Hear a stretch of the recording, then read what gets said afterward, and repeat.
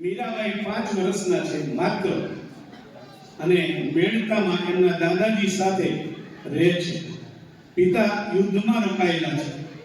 દાદાજી ખૂબ સત્સંગી અને સંતોનો આવનો જાવનો ખૂબ રહે દાદાને ત્યાં, એટલે મીરાને પણ લાભ મળે. એમાં એક સાધુ આવ્યા, એમની પાસે ગોપાલની મૂર્તિ.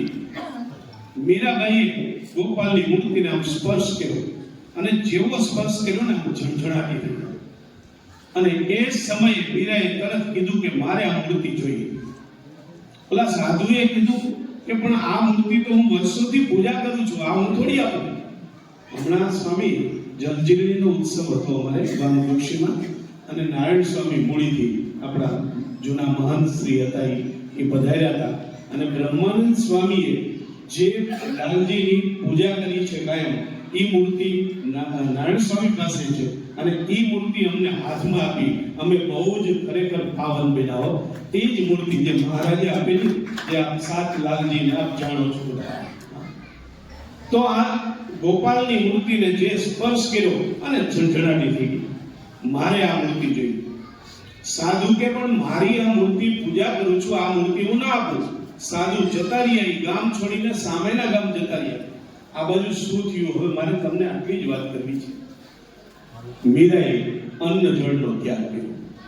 કેવડી મીરા? 5 વર્ષની, અને નથી જમવું, નથી પાણી પીવું. મૂર્તિ મળે તો જ હું જમીશ અને તો જ પાણી પીશ. હવે બરાબર પ્રતિજ્ઞા લઈ લીધી. 5 વર્ષની મીરાએ. આ બાજુ સાધુ સૂતા છે. રાત્રે સ્વપ્નમાં ગોપાલ સ્વયં આવ્યા, અને ગોપાલે એમ કીધું કે મારે મીરા પાસે જવું છે. અને સાધુ જાગ્યા, પાછા હાલતા થયા, આવ્યા મેળતા, અને આવીને એમ કીધું કે લે મીરા, ગોપાલ જ તારી પાસે રહેવા માંગે છે, હું કેમ રાખી શકું? આવી તાલાવેલી જો આપણા જીવનમાં હોય ને, તો આ પરમાત્મા તો હાથ ઉભો છે. દોડી દોડી આવે રે, દોડી દોડી આવે મારો કિશન કરે.